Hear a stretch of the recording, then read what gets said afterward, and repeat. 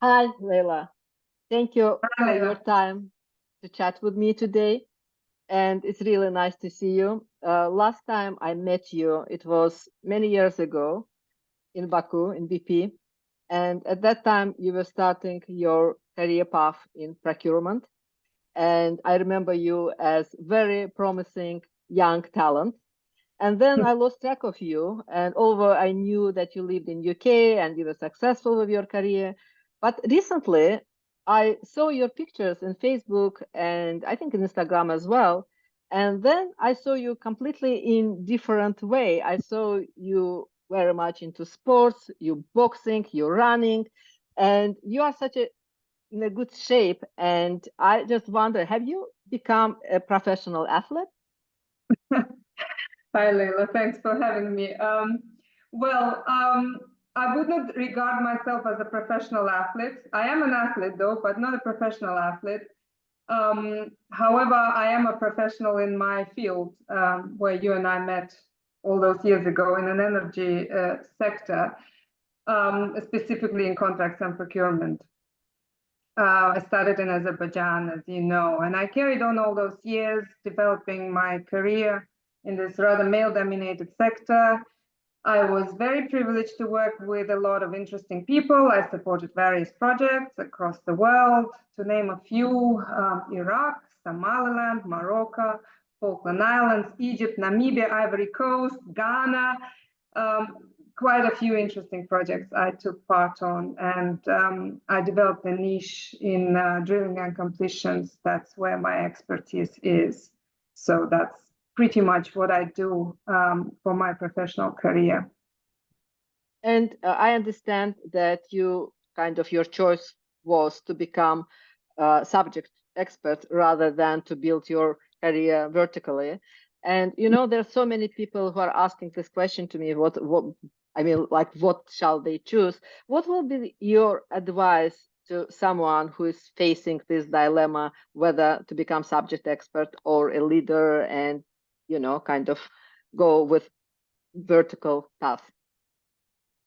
Yeah, it can be quite a dilemma. Well, for me, it developed quite organically. I became a subject expert because it suited my lifestyle. I just became a mother at the time, and I needed flexibility and freedom, which being a consultant provided me with. So it was way before COVID, so hybrid working schedule was not a thing at the time at all. So it was perfect for me, and I started to grow my expertise and expand my knowledge in my field. Um, I think for people who are faced with that dilemma, I would say that it's a more risky choice to be an independent consultant. It offers more flexibility but less job security. So there's a bit of a trade-off here. But as a consultant, you have to keep your skills sharp. You have to maintain very good relations in the industry. Networking is important and always staying relevant. I was lucky that I continued to be employed throughout, and I think that was down to the fact that I have good networks in the industry now, having worked in London for so many years. Excellent. Now the most interesting part. So how it started with sports and why boxing? Well, I actually loved athletic activities all my life. So I used to go to a bodybuilder's gym back many years ago, and you would not know that, but when we worked in BP, we used to do push-ups in the office during breaks in Baku as well.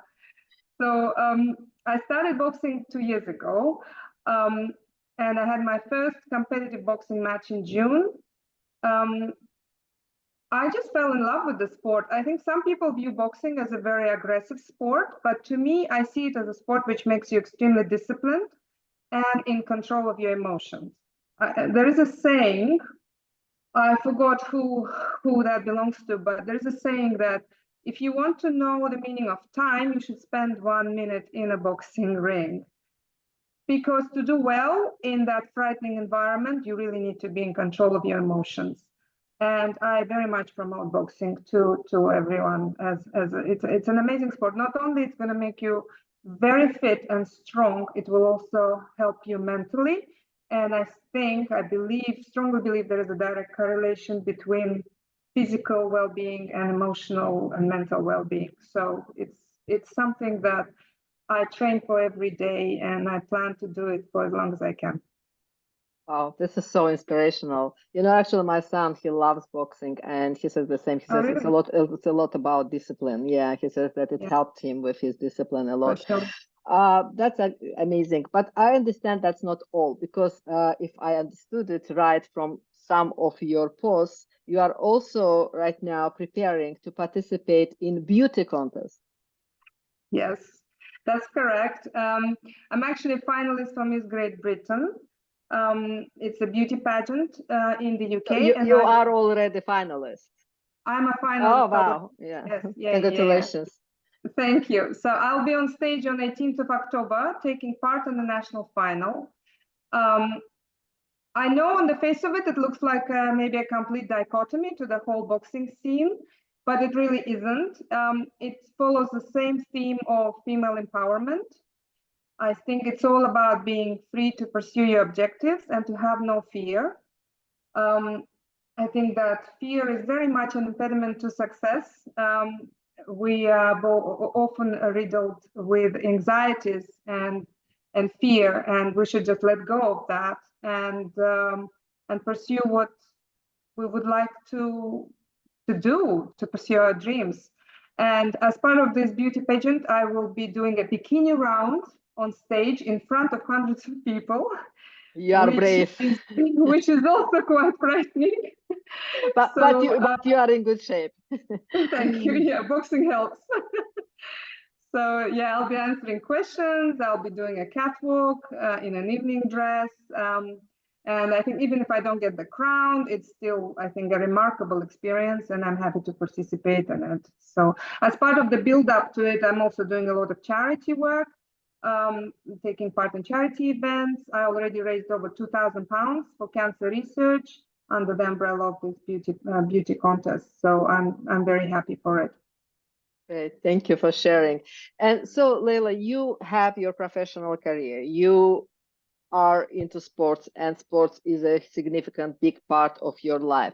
You are getting ready for beauty contest, and you have two teenage boys. So Yes. how do you manage to organize your day the way that you have time for everything? What would be your couple of tips? Okay, well, I would go back to this theme of discipline. I think discipline is key. Um, Giving structure to your day is very important, but also being able to multitask and adapt to changes very quickly. I always have a backup plan, a plan B, because adaptability in this very hectic life that we lead is critical. Self-care is very important, ability to prioritize, and ability to say no to things, because it can be overwhelming. Sometimes people want many things from you, or friends invite you somewhere, and you have to juggle and prioritize, and you need to be able to say no and take care of yourself. And that's kind of how I try to live my day-to-day life. Yeah. And so far, it works for me. Yeah, great advice. Actually, you have a structure, but have flexibility within the structure. That's really works. And my last question: many women, they Mhm. put for themselves like age-related barriers. I hearing so many times, oh, it's too late. It's too late for me to start something. It's too late for me to change something. You've changed lots of things in your life. You started something which wasn't like part of your life before. So what would be your advice to women who are kind of using age as an excuse? Yeah, I hear it a lot too. It's very common to hear that, okay, I already passed it. No, to me personally, I think the secret of happiness for me is in freedom, and the secret of freedom is courage. And I think being courageous is so important, to have the courage to go against the flow, to challenge societal expectations, and to pursue our aspirations. I think personal challenges, they make us grow. Um, just to give an example, I walked on broken glass, actual broken glass, during Miss Great Britain workshop. And I was so apprehensive to do it, but when I did it, it was actually not as scary as I thought it would be. So I think things may just seem a lot scarier than they really are, and we should just be able to overcome the fear and relish those challenges because they do make us grow. And I plan to do it for as long as I'm alive. So I have several challenges ahead of me already this year, and hopefully I'll be able to report back on them later in the year. Yeah, thank you, Leyla. You are such an Thank inspiration, you. and it's very motivational as always to talk to you. And I will definitely follow your success on Instagram and Facebook. And all the best with beauty contest. Thank you so much, Leyla. It's a Bye. pleasure to talk to you.